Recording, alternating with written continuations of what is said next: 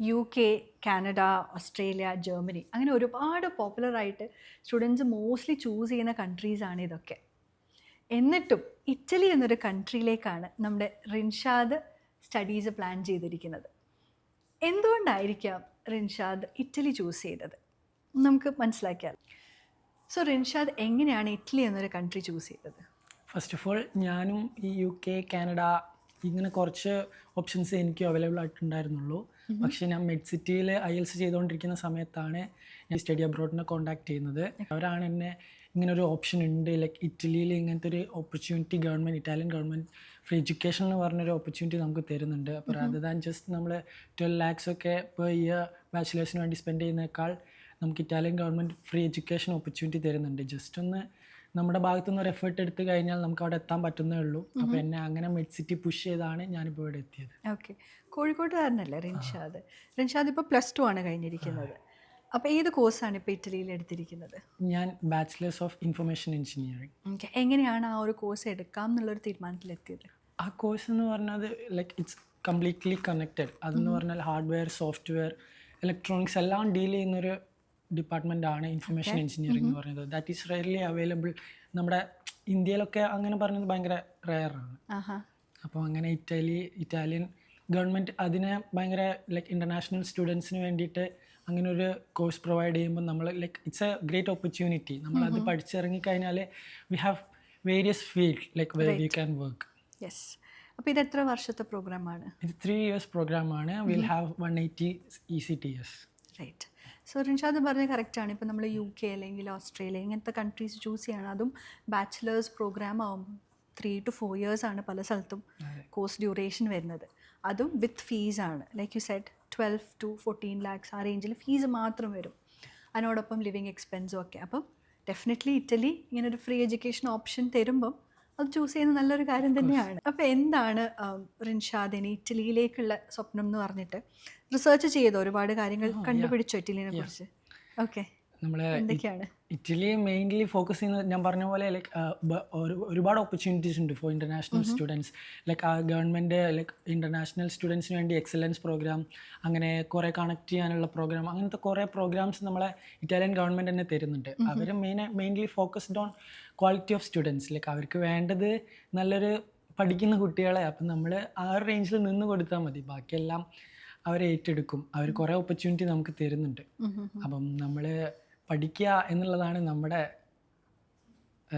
എന്താ പറയുക, നമ്മുടെ ഭാഗത്ത് നമ്മൾ ചെയ്യേണ്ടത് അതാണ്. എങ്ങനെയുണ്ടായിരുന്നു മെഡ് സിറ്റി സ്റ്റഡി അബ്രോഡിലെ എക്സ്പീരിയൻസ് റിൻഷാദിൻ്റെ? സത്യം പറഞ്ഞാൽ ലൈക്ക് മെഡ് സിറ്റിയിലായിരുന്നെങ്കിൽ എനിക്കിതിനെക്കുറിച്ച് അറിയാൻ പോലും ഇല്ലായിരുന്നു. ലൈക്ക് എനിക്ക് ഇങ്ങനെ ഒരു ഓപ്ഷൻ ഉണ്ട് എന്നുള്ളത് വേറെ എവിടുന്ന് ഞാൻ അറിയാൻ പോകുന്നില്ല. ബിക്കോസ് ഞാൻ കുറേ റിസർച്ച് ചെയ്തു, പക്ഷെ അവിടെ നിന്നൊന്നും എനിക്ക് അറിയാൻ പറ്റിയില്ല. UK, കാനഡ, ഓസ്ട്രേലിയ അതൊക്കെ നോക്കുന്ന സമയത്ത് നമ്മൾ ഫിനാൻഷ്യലി നോക്കുന്ന സമയത്ത് ഭയങ്കര ഒരു ബേർഡൻ ആയിട്ട് വരും. കാരണം ബാച്ചിലേഴ്സിനെ നമ്മൾ ഇത് തുടങ്ങുന്ന സമയത്ത് പിന്നെ മാസ്റ്റേഴ്സ് എടുക്കേണ്ടി വരുമല്ലോ ഇപ്പോഴത്തെ ഒരു സിറ്റുവേഷനിൽ. അപ്പം മെഡ് സിറ്റിയിൽ നിന്ന് എനിക്ക് ഭയങ്കര സപ്പോർട്ടായിരുന്നു കിട്ടിയത്. അപ്പം ഞങ്ങൾക്ക് വിസ ആയാലും ഇൻ്റർവ്യൂ ആയാലും എല്ലാം ഭയങ്കര സപ്പോർട്ടായിരുന്നു മെഡ് സിറ്റിയുടെ ഭാഗത്തു നിന്ന്. ഇൻ്റർവ്യൂ ഉണ്ടായിരുന്നോ?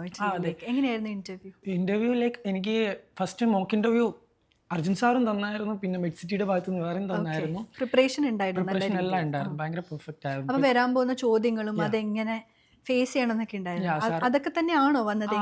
ഓൾമോസ്റ്റ് ലൈക്ക് ആ ക്വസ്റ്റ്യൻസ് തന്നെ വന്നിട്ടുണ്ടായിരുന്നുള്ളൂ. നമ്മൾ എങ്ങനെ ആ PDF-ലുള്ള 80-90% ക്വസ്റ്റ്യൻസും അതിന് വന്നിട്ടുണ്ടായിരുന്നുള്ളൂ. എക്സ്ട്രാ നമ്മൾ എവിടെ നിന്നാണ് വന്നത്, like they want to get us know, like അത് നമ്മൾ എങ്ങനെയാണെന്നുള്ളത് അവർക്ക് അറിയാൻ വേണ്ടി ആ ക്വസ്റ്റ്യൻസ് മാത്രമേ സെപ്പറേറ്റ് ആയിട്ട് വന്നിട്ടുണ്ടായിരുന്നുള്ളൂ, പേഴ്സണൽ ക്വസ്റ്റ്യൻസ്. ബട്ട് അല്ലാണ്ട് വെൽ പ്രിപ്പയർഡ് ആയതുകൊണ്ട് പൊളിച്ചു ഇൻ്റർവ്യൂ. അതെ.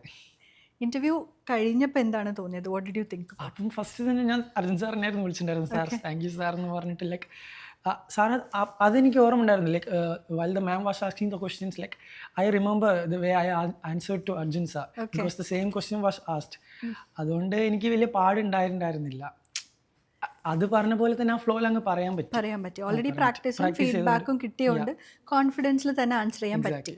എത്ര ടൈം എടുത്തു ഇൻ്റർവ്യൂ കഴിഞ്ഞിട്ട് ഈ ഒരു ഓഫർ വരാൻ, ഓഫർ ലെറ്റർ വരാൻ? ലൈക്ക് ഇറ്റലിയുടെ പ്രോസസ്സ് എന്ന് പറഞ്ഞാൽ ജനറലി കൺസിഡർ ലൈക്ക് അത് ഭയങ്കര പാടാണ് compared to because free education ആണല്ലോ, ലോട്ട് ഓഫ് ആപ്ലിക്കേഷൻസ് ബൾക്കായിട്ട് വരും. അപ്പം നമ്മൾ അത് ഓരോരുത്തരുടെ പ്രൊഫൈൽ പോലെയാണ്. Like considering my profile it was very easy because score കാര്യങ്ങളൊക്കെ ഉണ്ടായതുകൊണ്ട് it almost took around 1 to 1.2 months അങ്ങനത്തെ അടുത്തുണ്ടായിരുന്നു. Okay, that is quick. അതെ അതെ എനിക്ക് വിസ 15 days കൊണ്ട് വിസ അടിച്ചു കിട്ടി. വിസ കിട്ടി. ബട്ട് ജനറലി കൺസിഡറിങ് ഭയങ്കര ലാഗ് ആണ്. ഞാൻ പറഞ്ഞ പോലെ പ്രൊഫൈൽ അനുസരിച്ചിട്ടാണ് ഓരോരുത്തരുടെ. സോ നല്ല പ്രൊഫൈലും കിട്ടി, നല്ല ഒരു ടീമിനെ കിട്ടിയതുകൊണ്ട് ഫാസ്റ്റ് ആയിട്ട് എല്ലാം നടന്നു. അവർ സപ്പോർട്ട് കറക്റ്റ് അതാ പറഞ്ഞത്, നമുക്ക് ഡോക്യുമെന്റേഷൻ അതാണ് ഭയങ്കര ഇമ്പോർട്ടൻ്റ് ആയിട്ട് ഈ പ്രോസസ്സിൽ വരുന്നത്. ബിക്കോസ് നമ്മൾ സ്വന്തമൊക്കെ ചെയ്യുന്ന സമയത്ത് നമുക്ക് ചെയ്യാം, but we don't know what are the consequences, എന്താണ് വരാൻ പോകുന്നത്, അല്ലെങ്കിൽ എന്താണ് എവിടെയാണ് ചെയ്യേണ്ടതെന്നൊന്നും അറിയില്ല. അപ്പോൾ കറക്റ്റായിട്ട് എൻ്റെ ബാക്കിൽ എനിക്ക് അങ്ങനെ ഒരു പുഷ് തന്നുകൊണ്ട് എങ്ങനെ എന്തൊക്കെ ചെയ്യണമെന്ന് കറക്റ്റ് പറഞ്ഞുകൊണ്ട് എനിക്ക് അവിടെ ഇത്രയും പെട്ടെന്ന് എത്താൻ പറ്റി. ഫാമിലിയിൽ എല്ലാവരും ചോദിച്ചു എന്തുകൊണ്ട് ഇറ്റലി, കാരണം അധികാരം അങ്ങനെ കേൾക്കാത്ത അല്ലെങ്കിൽ ഓപ്റ്റ് ചെയ്യാത്തയാണല്ലോ. അപ്പം എന്തൊക്കെയാണ് ഫാമിലി എന്നൊക്കെ ചോദിച്ചത്?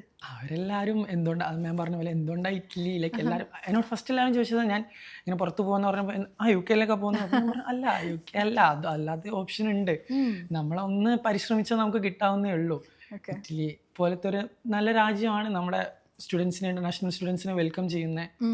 അപ്പം ഇറ്റലി ഞാൻ അതുകൊണ്ട് ചൂസ് ചെയ്തു. എന്തെങ്കിലും അഡീഷണൽ ഫെസിലിറ്റീസോ എന്തെങ്കിലും കിട്ടിയിട്ടുണ്ടോ ഇപ്പോൾ ഈ കോഴ്സിൻ്റെ ഭാഗമായിട്ട്? നമുക്ക് ഈ 3 year കോഴ്സിൻ്റെ കൂടെ നമുക്ക് സ്കോളർഷിപ്പ് അവൈലബിൾ ആണ്. 8,000 to 9,000 euros ആണ് സ്കോളർഷിപ്പ് ആയിട്ട് അവൈലബിൾ ആവുന്നത്. പിന്നെ അതുപോലെ തന്നെ ESU അക്കോമഡേഷൻ എന്ന് പറഞ്ഞ അക്കോമഡേഷൻ നമുക്ക് കിട്ടാൻ ചാൻസ് അങ്ങനെയാണ്. But we have that chance anyway. But 8,000 to 9,000 euros എന്ന് പറഞ്ഞൊരു സ്കോളർഷിപ്പ് നമുക്ക് എന്തായാലും അവൈലബിൾ ആണ് പെർ ഇയർ. അപ്പോൾ ഫോർ 3 years ഇറ്റ്സ് അറൗണ്ട് 24 റേഞ്ചിൽ വരും. നമുക്ക് പഠിക്കുമ്പം അതവരുടെ നമ്മുടെ എക്സ്പെൻസിനും നമ്മുടെ അക്കോമഡേഷനും എല്ലാ കാര്യത്തിനും വേണ്ടി അവിടുത്തെ ഇറ്റാലിയൻ ഗവൺമെൻറ് പ്രൊവൈഡ് ചെയ്യുന്നു. നിങ്ങളുടെ ഡെയിലി എക്സ്പെൻസും ലിവിംഗ് ഒക്കെ ഓൾറെഡി കവേർഡ് ആണ് ഈ കോഴ്സ്. ആകെ ഇനി ചെയ്യേണ്ടത് റിൻഷാദ് നല്ലോണം പഠിക്കുക. ഓക്കെ, അപ്പോൾ റിൻഷാദിൻ്റെ ഉപ്പ ഉണ്ട് ഇവിടെ നമ്മുടെ കൂടെ. അപ്പോൾ റിൻഷാദിൻ്റെ ഉപ്പക്ക് റിൻഷാദിനെ കുറിച്ച് എന്താ പറയാനുള്ളത്? നല്ലോണം പഠിക്കുക എങ്ങനെയാണ് റിൻഷാദ് പൊതുവേ? ഇപ്പം നല്ല പ്രൊഫൈലാണ്. ഓക്കെ, പൊതുവേ നല്ല പഠിക്കുന്ന ഒരു വിഭാഗത്തിൽപ്പെട്ട ആൾ തന്നെയാണ്. ചെറുപ്പം മുതലേ അവിടെ മർക്കസ് ഇംഗ്ലീഷ് മീഡിയം സ്കൂളിൽ അവൻ ചേർന്ന് LKG മുതൽ 10ാം ക്ലാസ് വരെ അവിടെ പോയി.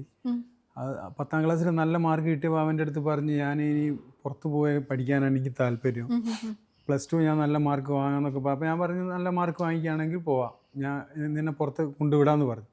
ആ വാക്ക് ഞാൻ വെറുതെ പറഞ്ഞതാ. സപ്പോസ് പക്ഷേ 10ാം ക്ലാസ്സിൽ അവൻ നല്ല മാർക്ക് വാങ്ങിച്ചു. റിൻഷാദ് കാര്യമായിട്ട് എടുത്തു അത്. അതെ, അത് ഞാൻ ഒരു ഒഴുക്കിൽ അങ്ങനെ പറഞ്ഞെന്നുള്ളൂ. പക്ഷെ അവനത് മനസ്സിലിട്ട് നടന്ന് 10ാം ക്ലാസ്സിൽ നല്ല ഹൈ സ്കോറും അവൻ വാങ്ങിച്ച് സ്കൂളിൽ ടോപ്പറായി. അത് കഴിഞ്ഞ് 11, 12 അവിടെ തന്നെ പഠിച്ചു ഇംഗ്ലീഷ് മീഡിയം. 12ലും അവൻ high top score, school top score അവന്. അപ്പോൾ വീണ്ടും അവൻ്റെ അടുത്ത് വന്ന് ഉപ്പ ഞാനിങ്ങനെ പഠിച്ചിട്ടുണ്ട്, ജയിച്ചിട്ടുണ്ട്, എനിക്ക് പുറത്ത് പോകണം, അതിനെന്താ വഴി? അപ്പോൾ അത് നോക്കി ഞാൻ കോഴിക്കോടുള്ള ഒരുവിധം ഏജൻസികളൊക്കെ അടുത്തൊക്കെ പോയി നോക്കി. അവസാനം നമ്മുടെ മെഡിസിറ്റിയിൽ എത്തിപ്പെട്ട് അങ്ങനെ അവിടുന്ന് IELTS എഴുതി നല്ല സ്കോർ, നല്ല മാർക്ക് വാങ്ങിച്ച് പിന്നെ ഇറ്റലിയിലേക്ക് പോകാനുള്ള അതിൻ്റെ ഒരു സംഭവങ്ങളും കാര്യങ്ങളൊക്കെ സാറ് കുറച്ചൊക്കെ കൊടുത്തു. അങ്ങനെ ടോൾക്ക് എക്സാം എഴുതി നല്ല മാർക്ക് വാങ്ങിച്ചു. പിന്നെ ഫ്രീ എഡ്യൂക്കേഷൻ ആണെന്ന് പറഞ്ഞപ്പോൾ ഒന്നുകൂടി എനിക്ക് താല്പര്യമായി.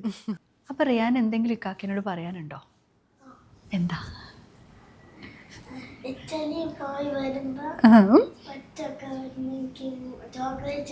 കൊണ്ടുവരണം. Yes, so this is on record. Rinshad ഇപ്പോൾ തിരിച്ചു വരുമ്പോൾ ഒരുപാട് ചോക്ലേറ്റ്സ് കൊണ്ടുവരണം. Okay, sure. Okay, so Rinshad ഉപ്പ വളരെ ഹാപ്പിയാണ്, ഫുൾ ഫാമിലി സപ്പോർട്ടുണ്ട്. ഇനി റിൻഷാദ് ഉപ്പ പറഞ്ഞ പോലെ ഡ്രീം ഓൾറെഡി ഉണ്ടായിരുന്നു, അതായത് എനിക്ക് പുറത്തുപോയി പഠിക്കണം. അതിനുവേണ്ടി യു വർക്ക്ഡ് ഹാർഡ്. 10th കഴിഞ്ഞു, 12th കഴിഞ്ഞു, വർക്ക്ഡ് ഹാർഡ് ഫോർ ഇറ്റ്. ഇനി മുന്നിലുള്ള 3 years ആണ്. ഫ്രീ എഡ്യൂക്കേഷൻ, സ്കോളർഷിപ്സ് ഉണ്ട്, എല്ലാം നല്ലൊരു കോഴ്സ് ഓഫ് യുവർ ചോയ്സ് അല്ലേ. റിൻഷാദിന് താല്പര്യമുള്ള കോഴ്സുമാണ് എടുത്തത്.